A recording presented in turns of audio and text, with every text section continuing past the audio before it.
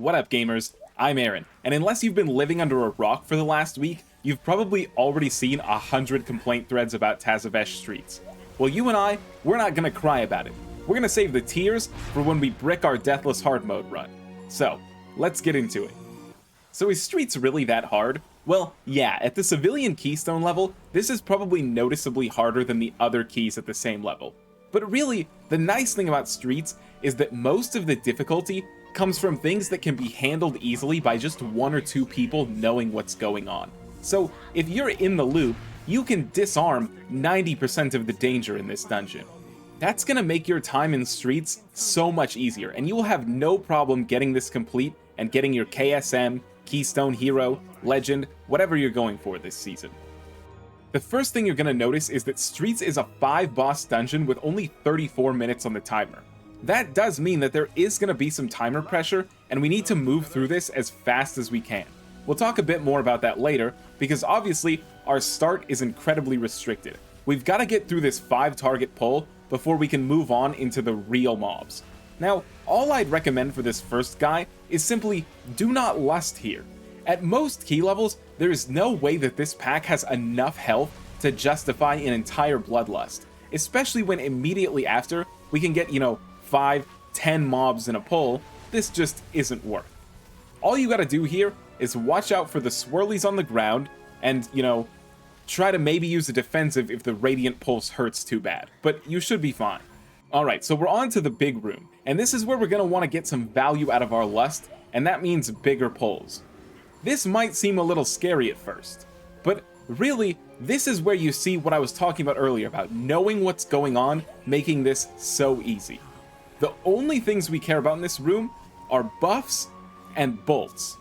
Let me explain. These officers here are demons.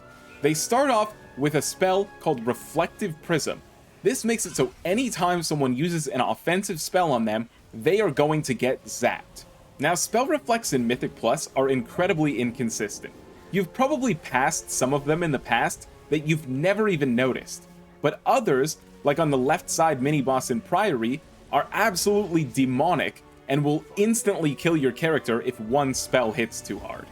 But the good thing about this one is that it can be removed by any sort of purge effect, whether it's a literal shaman purge, a mage spell steal, or a priest's mass dispel.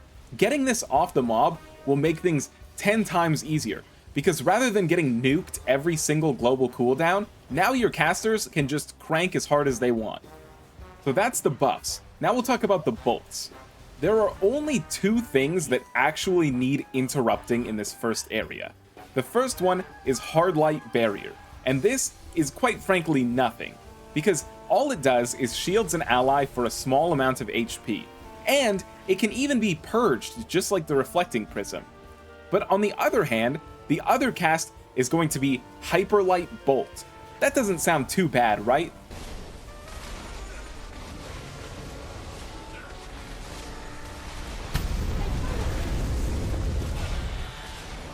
So yeah, Hyperlight Bolt is a tactical nuke designed to remove your teammate from existence. So you can either kick a small shield, or you can kick the thing that is obliterating your team.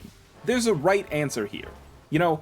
Interrupting a shield is basically Jeff Bezos levels of greed.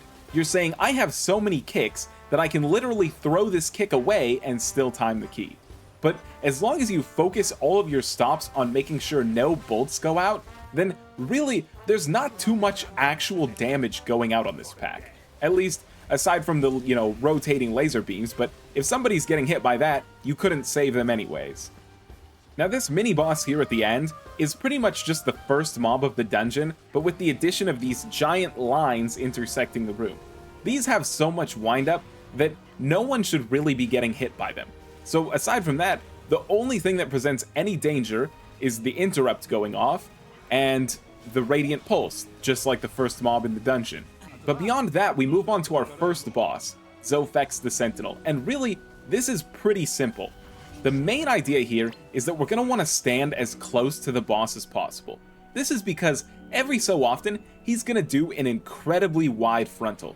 And if you're, 20, 40 yards away from the boss, this frontal is going to be so wide at that point that you will have to run miles just to have a chance of living. At some point, a random player is going to get silenced. I say random, but realistically it's going to be you right after you popped your cooldowns. Now, you're going to stay silenced until you pick up your weapon, and this is actually a little easier than it sounds, because once you've found the weapon, it's going to be in a very inconvenient place, like under a swirly. But I do want to say that on this boss, you can comfortably step into the swirlies, and as long as you're not, hanging out in there, you'll probably make it out just fine. Now, this boss's most notorious mechanic is his little imprisonment. It's important to understand that this effect is a stun. When you get it, you are stunned. And that means that anything that affects a stun will also affect this ability. If you have a regular Mage Blink, or a Death Knight's Icebound Fortitude, anything that breaks a stun will break this effect also. So if you have any of those that you can talent into, I would recommend it. But if not, then try to get some distance between you and the boss so that your teammates have room to run out and help you before the boss turns you into lunch meat. I would also recommend not trying to feign, invis, or vanish this effect onto someone else, as they're probably not going to be as prepared for it as you are, and someone's gonna die. But if you can handle that, then this boss should go down relatively painlessly. Alright, so once you beat the first boss, we have the age-old Tazavesh question. Do we want to go left, or do we want to go right? And I'm going to tell you, if you have to ask the question, the answer is left. And that's because left is pretty much always safer.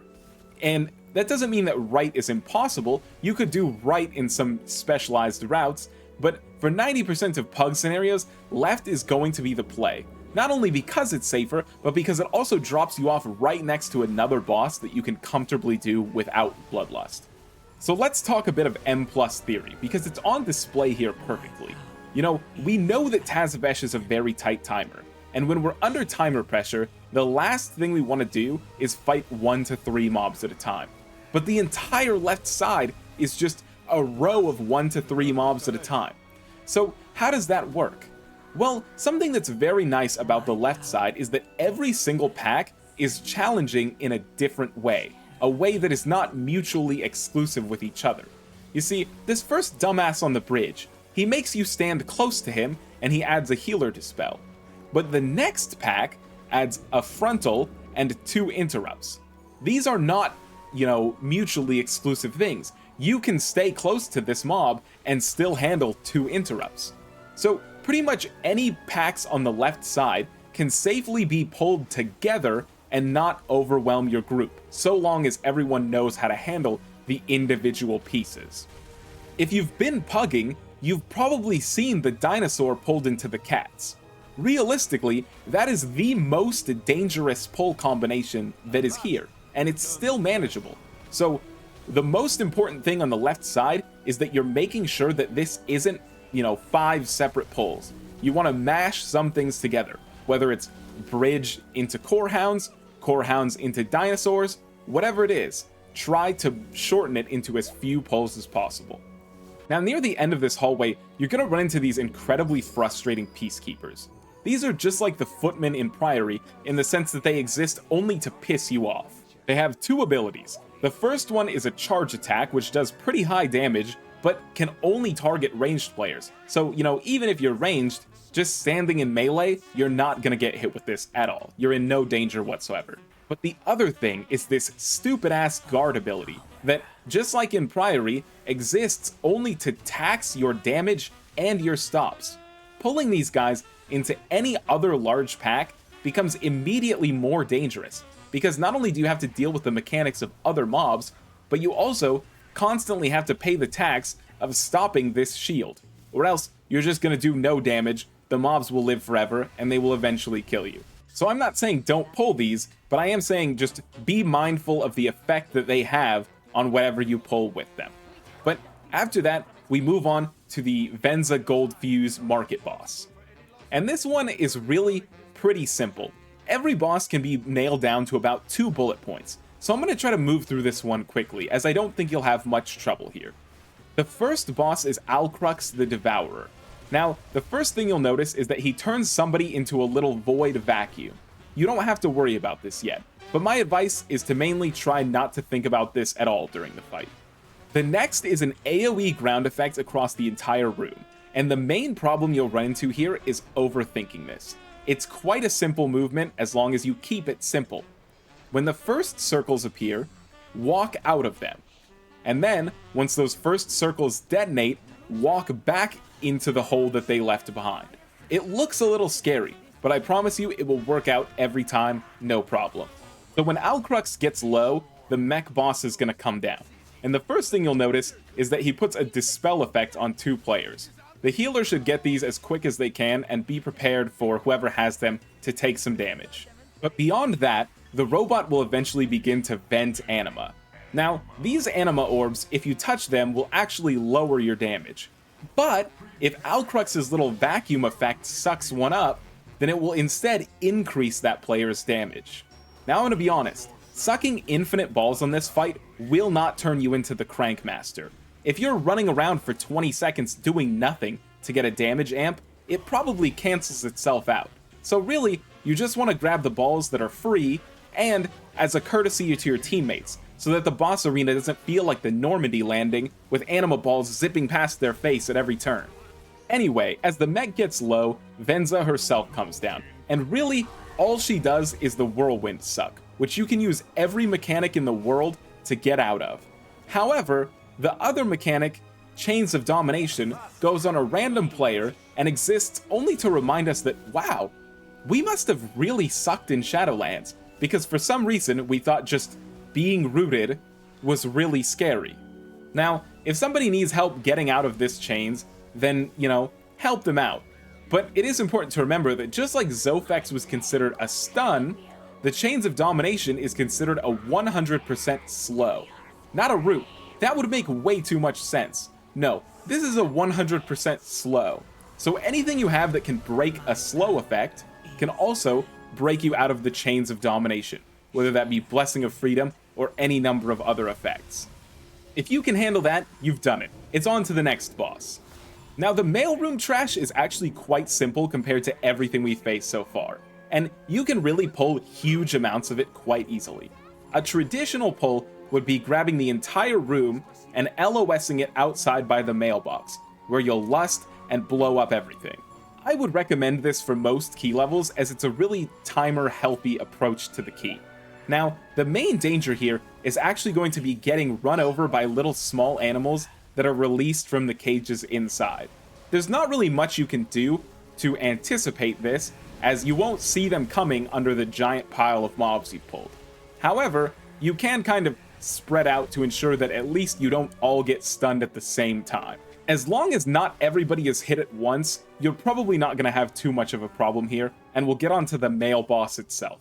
Now, the mail boss has the slimmest room for error that we've seen so far, and we're going to make this easier by simplifying it to just the mechanics that matter. You're going to notice immediately that there are some ground soaks. Now, it's not realistic to soak every one of these, and the only thing that happens if you miss one is that you leave some shit on the ground. Obviously, we don't want to be walking through a shit minefield like our neighbor's front yard, but we can have time to maneuver around it if we need to. So it's not the end of the world if these get on the ground, and I would recommend only going for the soaks that are close by. You want to keep your boss uptime high so it doesn't go too long. Now, the real threat on this fight is just the amount of damage that the group will take at certain points. 90% of it comes from 2 things.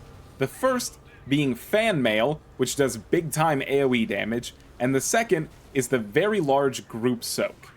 Now, fan mail, you are much less likely to be stacked up. So if you have something that helps you when you're isolated, like a personal defensive, fan mail is a great time to use it, because this shit does a ton of damage. But on the group soak, you're way more likely to be stacked together, so things like Priest Barrier or AoE damage reduction effects become way more valuable right here. If your players have an immunity effect and get targeted with the ground soak, then they can also use that effect to handle this mechanic single-handedly and reduce the incoming damage by a huge margin. But really, 90% of the danger here is going to be the actual damage you take. Because when it comes to the bombs, which is what traditionally really scares people about this boss, it's important to understand that you really have a good chunk of time to handle this, as long as you instantly start dealing with it. As soon as the bombs start to appear, you're going to want to run straight to the bombs and begin bringing them to the open vent, which looks like this. From afar, you can use your special action button to actually just throw it onto the vent, but if you're not comfortable doing that, if you're afraid of missing, then you can just walk right up to the vent and it will take the bomb for you. Like I said, if you move on to this mechanic as soon as the bombs start spawning, you actually have a pretty good chunk of time. So even if you skipped 5 soaks earlier, you've got the time that you need to kind of maneuver around the shit on the ground and get where you're going. So if you handle this diligently and your group can survive all of the damage from the other 2 mechanics, you shouldn't have too much trouble with this boss. Alright, so if you've beat the male boss, you can probably handle whatever's coming up next. And the first immediate thing that's going to be is the Oasis password event. This is a lot different than you might remember it in Shadowlands, because in Shadowlands, while you were carrying the items for the trades, you would just be relentlessly fixated. But now, it's a much more deterministic, few packs and then you're done type thing. So here's how it works.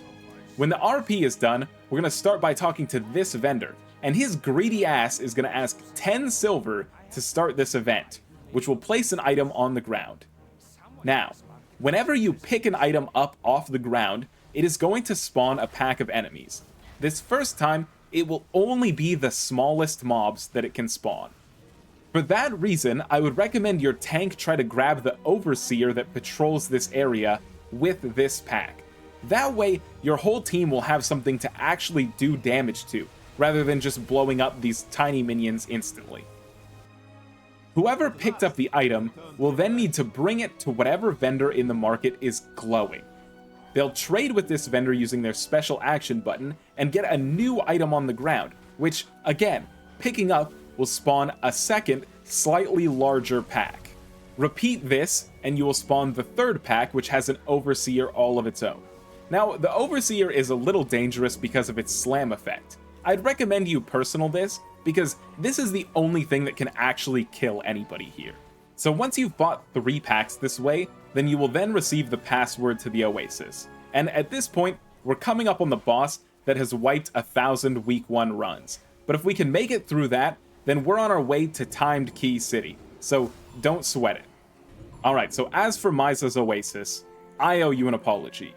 In the past, I've talked about shitty boss hell on this channel, and one thing that I always forgot to mention was that this boss belongs right there. Hopefully, your suffering is eased by knowing that every single one of us is going through this shit right there with you.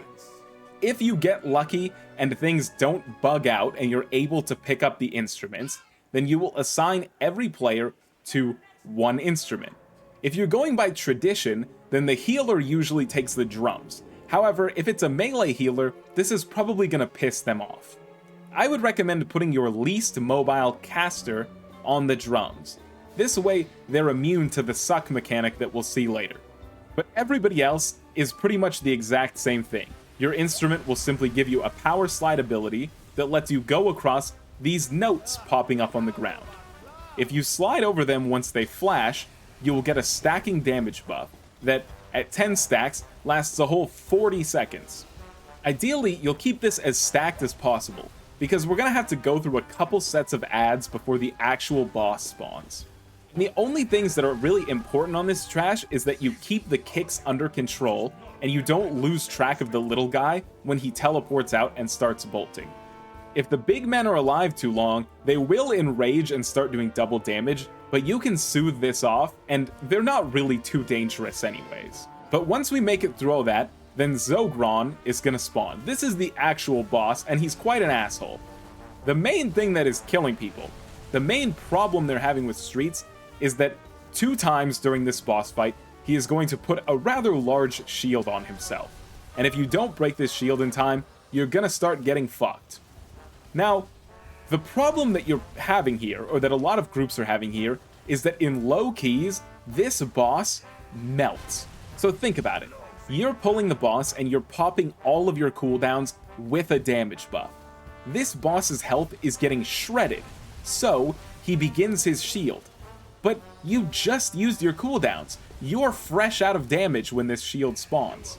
So getting through it is a lot harder on these lower keys than it would be in a slightly higher key where, yes, the shield is bigger, but you've got cooldowns back and do more damage. This can be kind of countered by having one player maybe delay their cooldowns a little bit, or even holding them entirely. If it were up to me, I would recommend, saving every defensive on the planet for the second shield where your team might be completely out of gas. But again, in higher keys, this will work itself out, because you will just naturally have more damage for the shields as the boss lives longer. Occasionally, Zo'gron is going to start sucking everyone. Don't have too much fun, but you can hang out in the suck until the very end, because near the end, musical notes will appear, encouraging you to dash out with your power slide ability and refreshing your damage buff. The main risk here is that you could fly straight into your teammate and cause more trouble than it's worth. So if you're not comfortable you can do this properly, then it's okay to just not worry about it. But if you make it through 2 whole shields, then congrats, because you've beaten the most difficult part of this dungeon, and realistically, assuming your timer is looking good, then you're on pace to beat the key and get score.